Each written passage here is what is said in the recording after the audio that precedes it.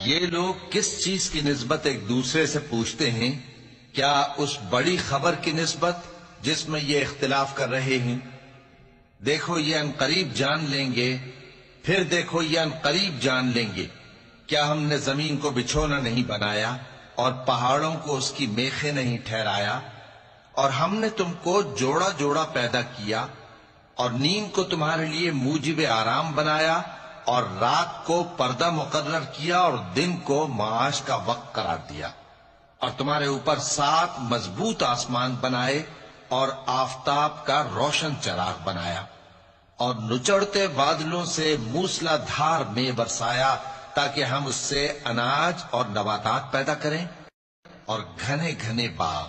بے شک فیصلے کا دن مقرر ہے، جس دن سور پھونکا جائے گا تو تم لوگ فوج در فوج موجود ہوگے، اور آسمان کھولا جائے گا تو اس میں دروازے ہو جائیں گے، اور پہاڑ چلائے جائیں گے تو وہ ریت ہو کر رہ جائیں گے۔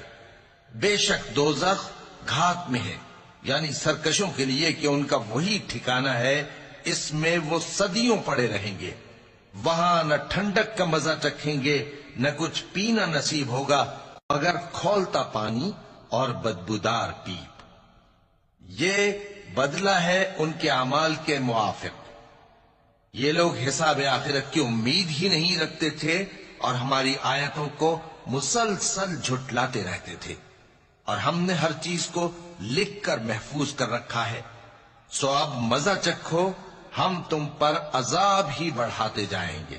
بے شک پرہیزگاروں کے لیے کامیابی کا گھر ہے، یعنی باغ اور انگور اور ہم عمر بھرپور جوان عورتیں اور شراب کے چھلکتے ہوئے جام۔ وہاں وہ نہ بیہودہ بات سنیں گے نہ جھٹلانے کی باتیں۔ اے نبی صلی اللہ علیہ وآلہ وسلم، یہ تمہارے پروردگار کی طرف سے صلہ ہوگا جو حساب کے مطابق انعام ہوگا۔ وہ پروردگار کہ جو کچھ آسمانوں اور زمین میں اور جو ان دونوں کے درمیان ہے سب کا مالک ہے، بڑا مہربان ہے، کسی کو اس سے بات کرنے کا یارہ نہ ہوگا۔ جس دن جبریل امین اور دوسرے فرشتے صف باندھ کر کھڑے ہوں گے تو کوئی بول نہ سکے گا مگر جس کو رحمان اجازت بخشے اور وہ بات بھی درست ہی کہے۔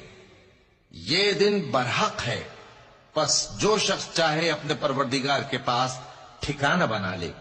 ہم نے تم کو عذاب سے جو قریب آنے والا ہے آگاہ کر دیا ہے، جس دن ہر شخص ان اعمال کو جو اس نے آگے بھیجے ہوں گے دیکھ لے گا، اور کافر کہے گا کہ اے کاش میں مٹی ہوتا۔